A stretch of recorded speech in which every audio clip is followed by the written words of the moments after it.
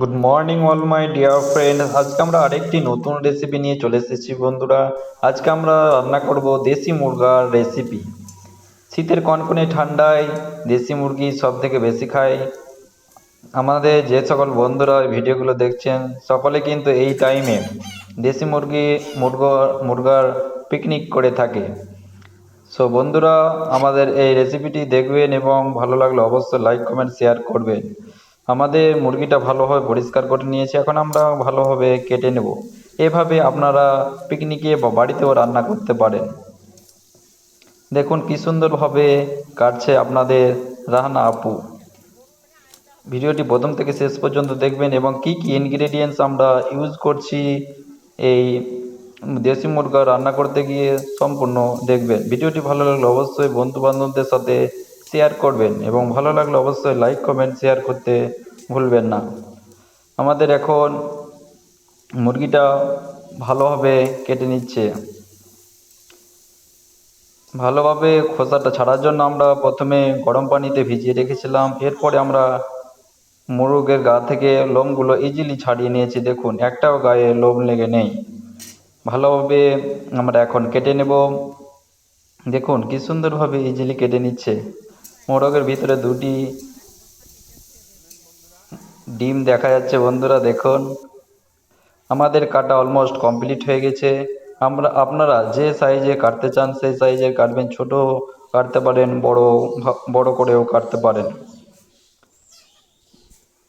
দেশি মুরগিতে কি প্রোটিন আছে আপনারা সকলেই জানেন। দেশি মুরগির ঝোলটা খেতে কিন্তু সব থেকে বেশি ভালো লাগে।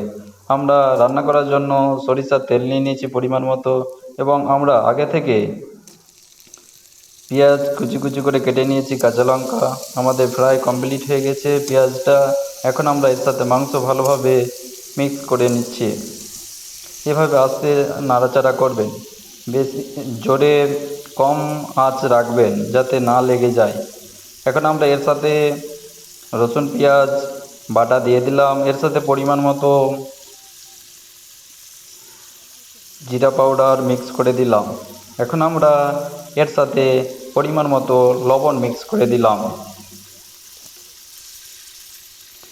স্কিপ করে দেখবেন না, সম্পূর্ণ দেখবেন। এখন আমরা এর সাথে পরিমাণ মতো হলুদ গুঁড়ো মিক্স করে দিলাম।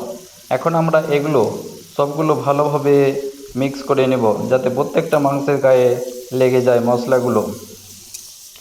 ভালোভাবে নাড়াচাড়া করবেন, পরিমাণ মতো সব কিছু মশলা ইউজ করবে যাতে খেতে খুব সুন্দর টেস্ট হয় এবং সুস্বাদু লাগে। এবং শেষে কি আমরা ইউজ করছি সেটা অবশ্যই দেখবেন। দেখুন আমাদের মাংসটা কষা কমপ্লিট হয়ে গেছে। দেখুন কি সুন্দর একটা ফ্লেভার চলে এসেছে বন্ধুরা, এখনই দেখে লোভ লাগছে। মাংসটা যাতে ভালোভাবে সেদ্ধ হয় এর জন্য আমরা পরিমাণ মতো পানি মিক্স করে দিলাম। জি হ্যাঁ বন্ধুরা, আমাদের রান্না অলমোস্ট কমপ্লিট হয়ে গেছে। দেখুন কি সুন্দর আমাদের কালার চলে এসেছে। ভিডিওটি কেমন লাগলো অবশ্যই কমেন্টে জানাবেন। দেখা হবে আবার নতুন রেসিপি ভিডিওতে বন্ধুরা। Thank you.